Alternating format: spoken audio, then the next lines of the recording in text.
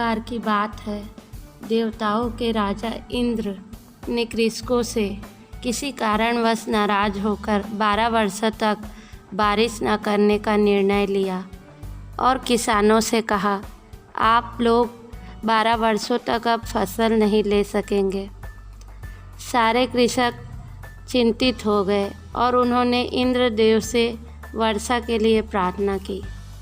इंद्रदेव ने कहा, यदि भगवान शंकर अपना डमरू बजा दे तो वर्षा हो सकती है।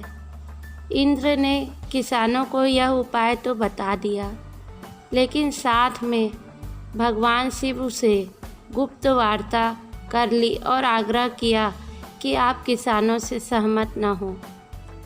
जब किसान भगवान शंकर के पास पहुँचे तो भगवान ने कहा, डमरू तो 12 वर्ष बाद ही बजेगा।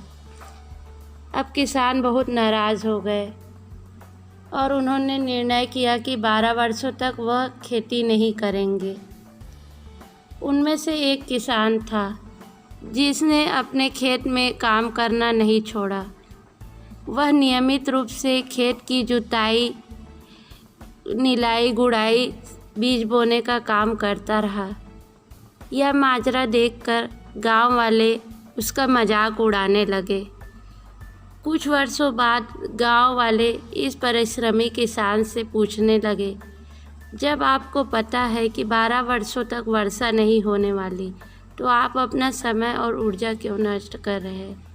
उस किसान ने उत्तर दिया, मैं भी जानता हूँ 12 वर्ष तक फसल नहीं आने वाली, लेकिन मैं ये काम अपने अभ्यास के लिए कर रहा हूँ, क्योंकि 12 साल बाद कुछ ना कुछ मुझे खेती के काम करने तो आते रहेंगे, क्योंकि नहीं काम करूँगा तो मैं भूल जाऊँगा और मेरा शरीर परिश्रम करने की आदत छूट जाएगी। इसलिए मैं ये काम नियमित कर रहा हूँ, ताकि जब 12 वर्ष बाद वर्षा होगी तब मुझे अपने काम करने के लिए कोई कठिनाई ना हो।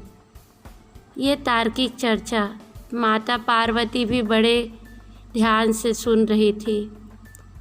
बात सुनने के बाद माता पार्वती ने भगवान से सहज ही कहा, प्रभु आप भी 12 वर्षों के बाद डमरू बजाना भूल सकते हैं। माता पार्वती की बात सुनकर भोले बाबा चिंतित हो गए और अपना डमरू बज रहा है कि नहीं यह देखने के लिए उन्होंने डमरू उठाया और बजाने का प्रयत्न करने लगे। अब जैसे ही डमरू बजा, बारिश शुरू हो गई।